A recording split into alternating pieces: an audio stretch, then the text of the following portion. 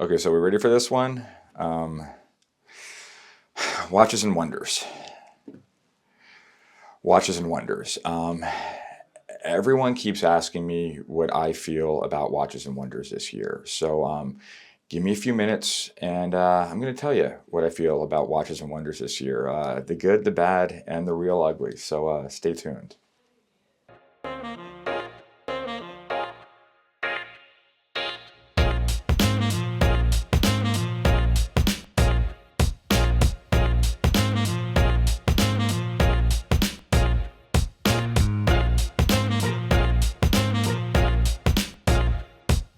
Welcome back to Oliver Smith Watches. My name is George Reid and I'm the Fine Timepiece Director here at Oliver Smith. I just got back from Geneva. It was a long trip. It was an arduous journey. And I want to tell you guys a little bit about it. Elizabeth, our Director of Marketing, and I went out to Watches and Wonders this year. And man, I so look forward to Watches and Wonders every year, especially going live. Those of you who know me personally know I've been a fan of what I do for a living. I've been a fan of watches for a couple of decades now, and this is our Super Bowl.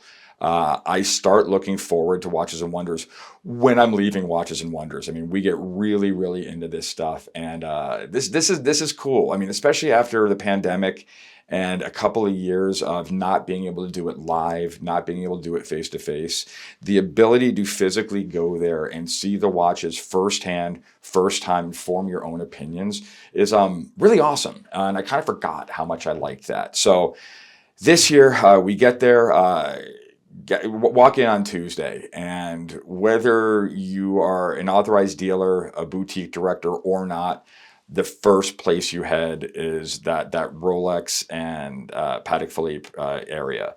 And we took a left, went to Rolex first, and man, I got to tell you, I don't want to bandwagon. I know a lot of people are bashing a lot of things this year, but right off the bat, I kept kind of asking myself why. I would look at a specific watch and go, why did they do that? Why does this exist? Who is this for? And I had a hard time answering those questions.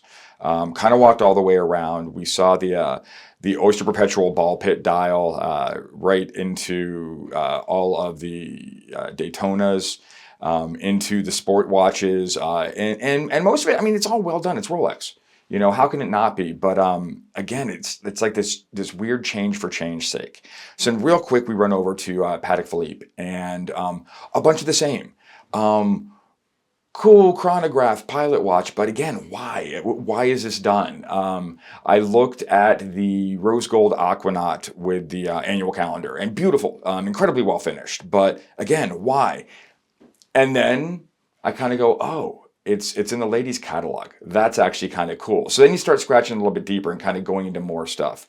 Go into our meetings with our brands. And when Elizabeth gets back, we'll go more into detail, brand to brand and watch to watch. Some of the stuff was absolutely miraculous. Some of it was fantastic. I was really happy with most of it overall. But I want to put this out there and I want to see what you guys think about it.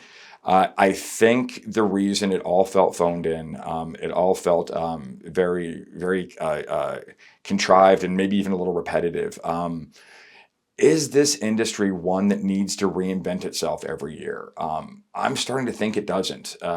It's watches. It's been around for a couple of hundred years. We keep demanding, putting all this pressure onto these brands to reinvent the wheel every year, and I think it's starting to show. I think they're starting to feel like we're just going to put these two complications together because we haven't done it before. What haven't we done? Let's just go ahead and do this. Then you have things like the Puzzle Dial day date. Actually, I can't even call it a day date. The Puzzle Dial affirmation emoji. And I went, why? And I would love that watch if it were like a one-off for some sort of cause, you know, and only watch something along those lines. But the fact that it's somehow core product, and again, not that anybody will ever see it.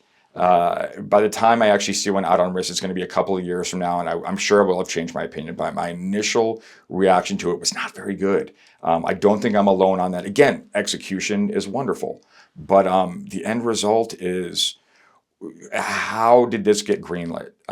Who did this and why, and how can they be punished? But then the ball pit dial, the fruity pebbles, whatever you want to call it. When I'm asking why about everything else, I look at that watch and I go, why not? I think it was fun. And I know some of you guys are going to bag on me in the comments for that one, for liking one and not the other. But that one just seemed like a truer expression to me. And then, of course, the 42 millimeter titanium Yachtmaster. It's perfect. Of course, it's perfect. They should have done it years ago. They did it when it was Tudor. I liked the Pelagos. I like this. Same watch. Whatever. I still, to this day, think that the unsung hero in the line is that Falcon Eye Yachtmaster. Fantastic watch. Saw it last year, saw it this year. Spectacular. One to maybe look at. The new white gold Daytona with the black dial. Absolute stunner. Really, really good watch. I liked stuff from almost every brand there. I thought Cartier did a great job overall. Parmigiani, some of my absolute favorite stuff. Parmigiani was thoughtful when others phoned it in or were derivative. It was really, really interesting. Heck, Roger Dubuis, great job, guys. Oris, wonderful. So I think the two big ones that everybody wants to talk about, not having a banner year. You have to scratch the surface. You have to go a little bit deeper. You have to go into the independents, go to some of the small brands, go to the stuff you're not thinking about and see what they're doing. Some of the brands that weren't there are doing some pretty interesting stuff too. So I'm going to end my rant here. More to come. Elizabeth and I will cover every single brand and what we liked and didn't like with each brand. But I just wanted to kind of get that out there and get this off my chest. So I really appreciate you listening. I'd love to hear your thoughts. Do you think I'm right? Do you think this is something that shouldn't happen every year? Maybe like the Olympics every 4 years, something along those lines? Or am I out of my mind? What'd you like? What did you not like? Comment below. Let me know. Thanks for listening, guys. Appreciate it.